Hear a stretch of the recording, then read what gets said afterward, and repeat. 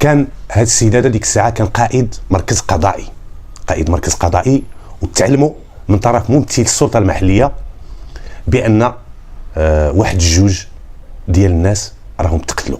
وفين وقع هذا الشيء؟ وقع في واحد البلاصه معروفه باحياء الصفيح ديالها، احياء الصفيح. وكان وقع هذا الشيء في واحد براكه. ملي تلقى هذا الخبر بطبيعه الحال قائد المركز علم العناصر ديالو اللي تحزموا وانتقل لعين المكان باش يباشر المعاينات ديالو. البلاصه كما قلت لكم، وهذيك البلاصه عباره عن حي ديال الصفيح. وكان ملي وصلوا كيلقاو براكه دخلوا حقاش لقاو عون السلطه المحليه تما. ملي دخلوا العناصر وعلى راسهم قائد المركز هذا جدا شاف، دخلوا كيلقاو جوج ديال الشبان، واحد مذبوح وواحد عنده طعنه على مستوى العنق ديالو وعنده طعنه على مستوى ديال الكلاوي ديالو، جوج طعنات كانت قاتله. والاخر خلاص كما قلت لكم، وكانت بركه من الدماء. وهنا فاش كتلقى بركه من الدماء كتعني بان هذاك هو مسرح الجريمه، يعني ما تبدلاتش حاله الامكنه.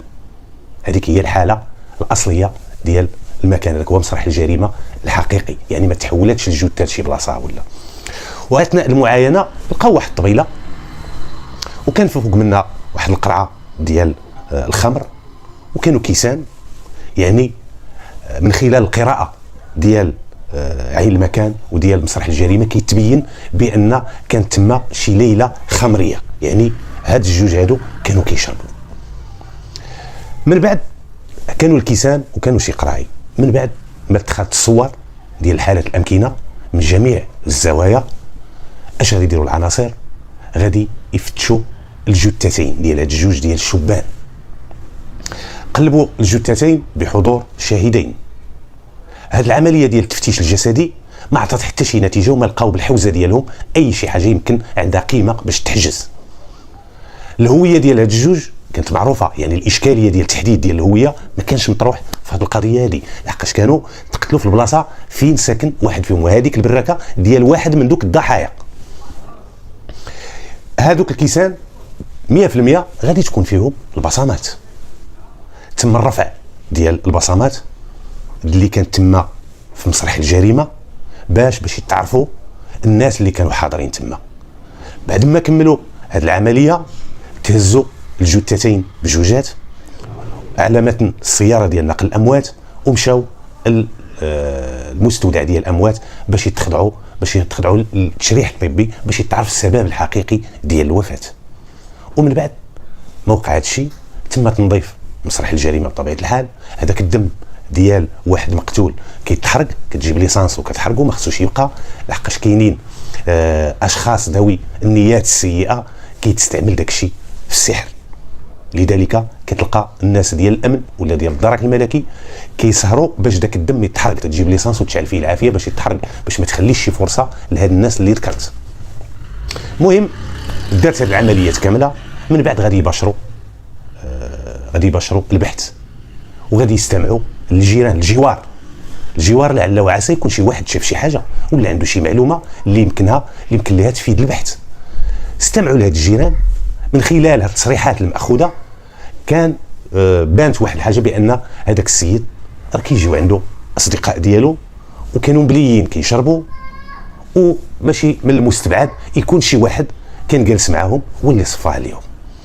كما تذكرت واحد الحاجه في التصريحات بان ذاك الضحيه مول البراكه كانت عنده واحد البيكالا، دراجه هوائيه اللون ديالها زرق، ما بقاتش تما.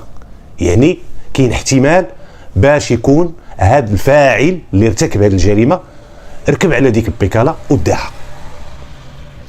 فاش دار التفتيش في ديك البراكه ما كانتش شي حاجه، وما كانتش شي حاجه اللي تقدر تفيد البحث.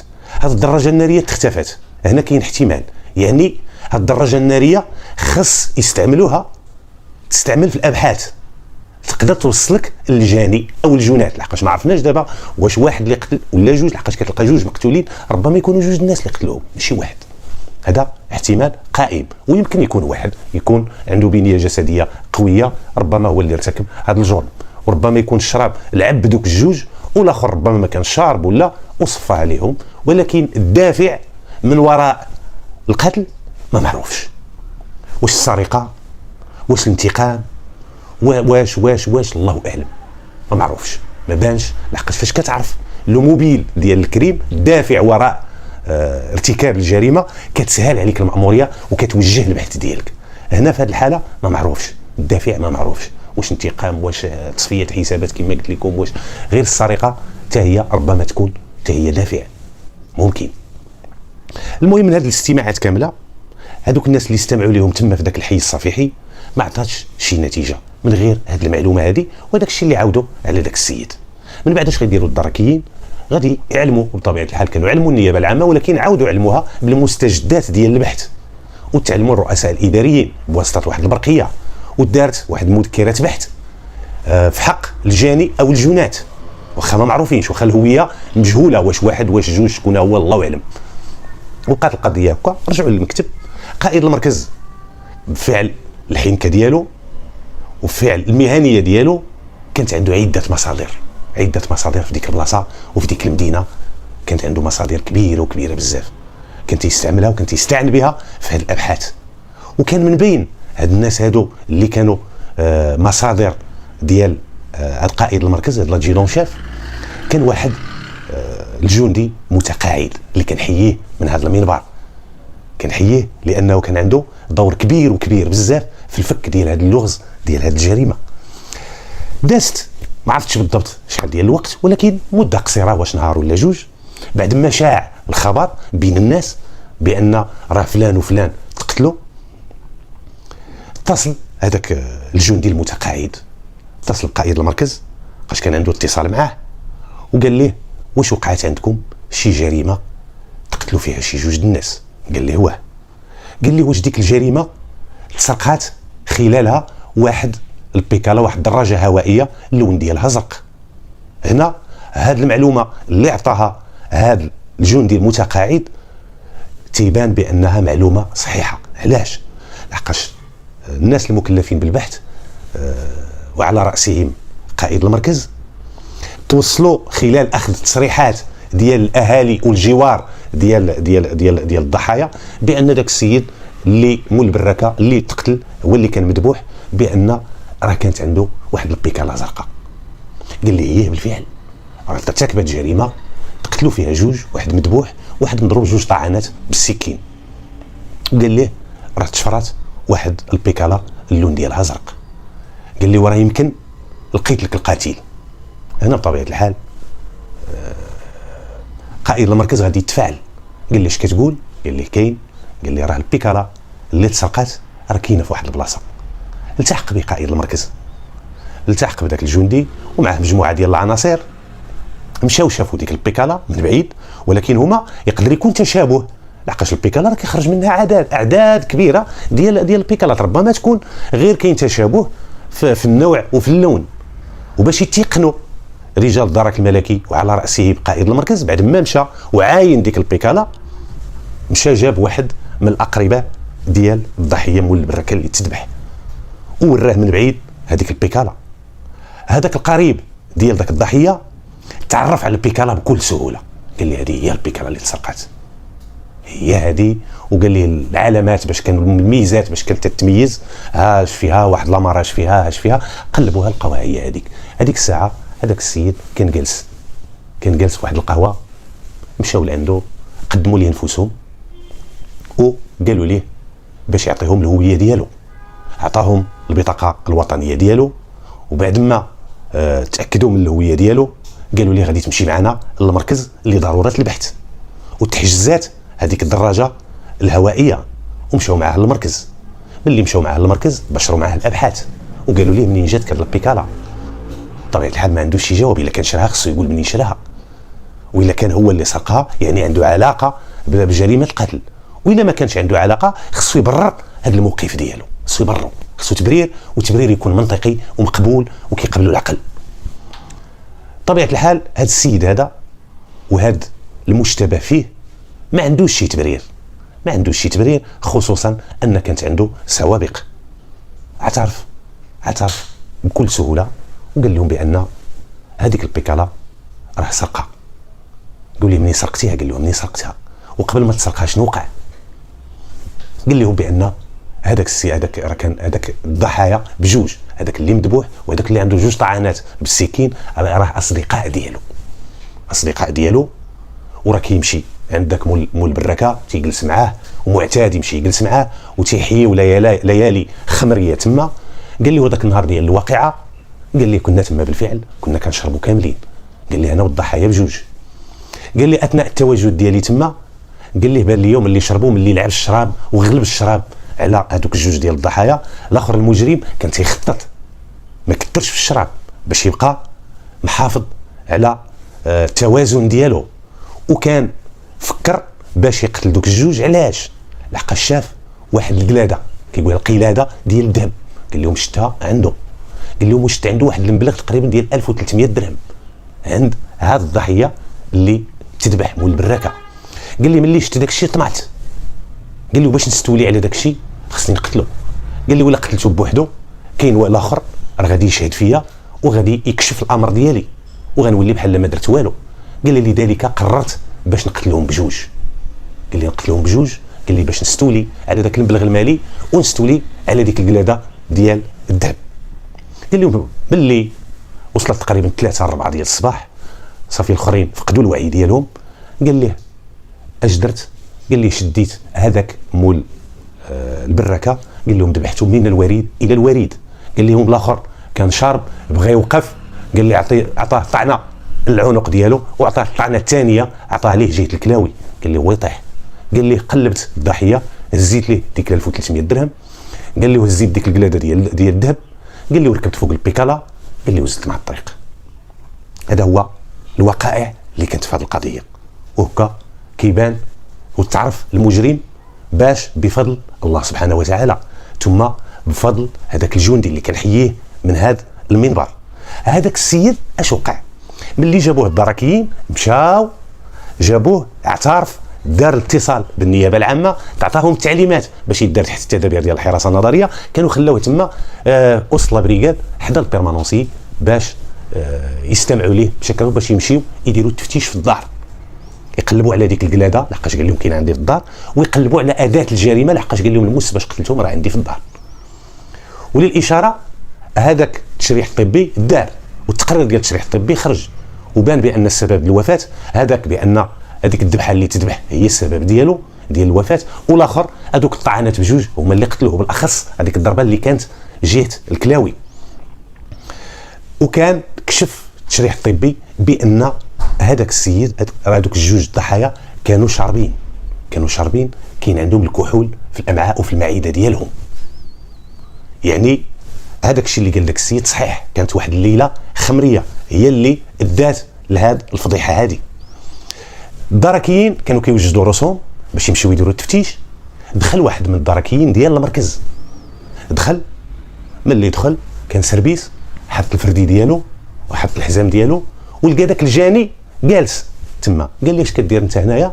قال لي ودي راه جابني لا تجي دونشيف، ما قاليش السبب علاش ولا. قال لي لا خرج في حالتك. ناض هذاك الجاني خرج لحقاش داك الدركي ما فراسو ما يتعاودوا. هذا خطا ونتمنى من الزملاء المزاولين يستافدوا من هذه الهفوه هذه. ما خصكش تقول لشي واحد لقيتيه في لابريكات تقول لي بلا ما تعرف شنو عنده. خصك تستشر مع الدركي المداوم، خصك تستشر مع قائد المركز واش هذا اش كيدير هنا، واش عنده شي غرض، واش انت شكون اللي جابو وتعرف علاش جابوه. اما تجي بلا ما تعرف السبب ديال التواجد ديال داك السيد تما وتقول ليه سير هذاك متاتل خرج مشى. وهنا في هذه الحاله كون خرج كانت غتكون تبعات، كون مشى كون ما تشدش غتكون تبعات. ولكن لحسن الحظ اش وقع؟ هذاك الجندي المتقاعد اللي كان عنده دور كبير ودور مهم فك اللغز ديال هذه الجريمه الشنعاء، كان جاي لا بريغاد كيتصالح مع هذاك، تلاقى معاه. كيفاش هذا؟ تعجب كيفاش هذا داو جدرميه على قتيله وكيفاش دابا خارج جاي على رجليه. قال شي حاجه ماشي هي هذيك، ما يمكنش لا تجي دون شيف باش غيسمح في هذاك، وهذا متورط في جريمه ديال قتل ديال جوج اشخاص. اش غادي يدير؟ غادي يمشي هذاك الجندي المتقاعد يطلع عليه وغادي يشدو. حسن الحظ هذاك هذاك الجندي المتقاعد كانت عنده مؤهلات بدنيه كتسمح ليه باش يدير هذا التدخل، ونجح هذا التدخل ديالو. بعد ما شل الحركات ديالو داع الخبر والتحقوا به الدركيين، ولقاوه شدوه عاوتاني وردوه للمركز، وشكروا هذاك الجندي المتقاعد على هذا الفعل البطولي ديالو. دار هذا السيد هذا. المهم من بعد فاش جابوه دهزوه الدركيين لحسن الحظ ما تمكنش باش يمشي وباش يفلت من القبضه ديال الدركيين. هزوه ومشاو داروا التفتيش في المحل ديال المسكن ديالو. ملي دارت العمليه ديال التفتيش تحجزات هذيك القلاده ديال الذهب، اما ذاك المبلغ المالي كان خسر ما بقاش. والسكين باش قتلهم ذاك الموس اللي هو اداه الجريمه وباقي فيه الدم محطوط عنده تما، حتى حجزته هو لحقاش اداه الجريمه لارم دو كريم شي حاجه اللي مهمه في البحث. لحقاش كما كنت قلتها وعاودت قلتها، فاش كتكون واحد جريمه قتل وتشد الجاني وما كتشدش اداه الجريمه كتكون واحد الثغره في المسطره، ولكن فاش كتكون اداه الجريمه كتكون المسطره مغيزه وكاين الاعتراف وكاين واحد المحجوز. هذيك الدراجه الهوائيه هذيك خلاص تحجزات ودارت في المحجز البلدي تحت التصرف ديال العداله. كملات هذه العمليه ديال التفتيش، التحقوا العناصر بالمركز. المهم وداروا مسطره على حقها وطريقها، والغد اللي انتقلوا معاه لعين المكان لمسرح الجريمه، ودارت العمليه والاجراء ديال اعاده التمثيل ديال الوقائع ديال هذه الجريمه. هذا الاجراء هذا توثق بمجموعه ديال الصور، هذيك الصور غادي تكون اللوحه الفوتوغرافيه اللي غادي ترفق المسطره. بعد ما كملت المده القانونيه ديال المسطره بطبيعه الحال تقدم هذاك الجاني امام العداله بعد ما اعترف جمله وتفصيله بانه القاتل ديال دوك الناس. اما النتيجه ديال الرفع ديال البصمات كما قلت لكم كتاخذ وقت، خصها تمشي عبر السلم الاداري، خصوصا في ديك الحقبه اش كاين ضغط على المديريه العامه ديال الامن الوطني، كتاخذ وقت عاد كتجي النتيجه. ولكن الحمد لله تفك اللغز قبل ما تجي النتيجه ديال البصمات، ديال الرفع ديال البصمات اللي دارت. هذا السيد تقدم اعترف امام السيد الوكيل العام، بعد الاستنطاق ديالو اعترف بهذا الفعل الجرمي واكد الاقوال ديالو اللي مضمنه في المحضر اللي عطاها للضابطه القضائيه. بعد ذلك سطر له الوكيل العام المتابعه ديالو وحالوا على قاضي التحقيق. قاضي التحقيق بعد الاستنطاق ديالو حتى هو اللي اعترف فيه جمله وتفصيلا بجميع الافعال المنسوبه ليه، دار ليه الايداع في السجن. وبعد ما كمل وجد الملف ديالو بطبيعه الحال تحال الملف ديالو على الجلسات، وكان راج الملف ديالو في عده جلسات، وفي الاخير كان صدر في حقه واحد الحكم نهائي حائز لقوه الشيء المقضي به. ولكن للاسف ما قدرتش نتوصل بالحكم، ولكن حسب التقدير ديالي غادي يكون اما المؤبد ولا الاعدام هو اللي غادي يكون هو العقوبه ديال هذا السيد هذا. لحقاش باش تقتل جوج ارواح ماشي شي حاجه سهله، جوج ديال الاشخاص تقتلهم بروده دم. علاش؟ على الطمع ديال شي حاجه ما عندها حتى شي، ما عندها حتى شي قيمه كبيره، ولا 1300 درهم وقلاده ديال الذهب. اشنو غتدير لهذا السيد؟ ما كتسوى والو امام جوج ارواح. ولكن فاش ما كيكونش الضمير وما كيكونش الخوف ديال الله، الانسان تسنى منه اي حاجه، يقدر على ريال يقتل. هذه حقيقه مره للاسف. كاين اللي ما كيسواش عنده الانسان شي حاجه، كيكون متجرد من الانسانيه ديالو تيولي مجرم بعد ما كيكون داز في مجموعه ديال المراحل حتى كيوصل لاعلى المراتب ديال الاجرام. هادشي اللي كان في هذه القضيه. نتمنى باش نكون عند حسن الظن ديالكم، ونتمنى نكون توفقت في السر ديال هذه القضيه هذه، ونتمنى يتخذوا منها عبر. وانتم كتشوفوا عاوتاني شكون السباب. كاين الطمع، كاين الخمر، يعني شي حوايج اللي محرمها الدين ديالنا، شي حاجه محرمها الدين ديالنا كيديرها الانسان يعول على راسه. واحد النهار غادي يطيح في شي كارثه، وغادي يطيح شي طيحه اللي ما يقدرش يتقاعد منها، غيطيح وغيندم حيث لا ينفع الندم. بحال هذا السيد دابا هو قتل على الطمع ديال والو، هو تكشف الامر ديالو، هو تحجر ديك القلاده، تحجر ديك الدراجه الهوائيه. المبلغ المالي شنو هو 1300 درهم، راه كلاه قال لهم راه ما بقاش عندي. يعني ماشي شي حاجه اللي تستحق، وما كاينش شي حاجه اللي تبرر القتل. واخا تشوف الملاير، الانسان خص تكون فيه القناعه. ومن هنا الدروس اش كيتخاد، ما تبقاش تعطي اسرارك لاي واحد. هذا السيد دابا هاد مول هاد البراكه هاد الضحيه اشنو هو السبب ديالو؟ يعني كشف واحد السر من الاسرار ديالو، كشفهم للناس، ولاو عرفوا واش عنده، شافوا عنده قلاده، شافوا عنده الفلوس، شافوا عنده وطمعوا. يعني هو اللي كان السبب، وجا دخلهم للمحل المسكن ديالو. ما خصكش تدخل الناس واحد براني يدخلوا عندك للدار. علاش؟ راه المسكن راه عنده حرمه ديالو، راه ماشي كل من هبه ودبه دخلوا المسكن. هذاك المسكن خصو يتحترم، وتكون العلاقات عندها حدود، ويبعد الانسان على الطريق اللي كتدي لهذه المشاكل.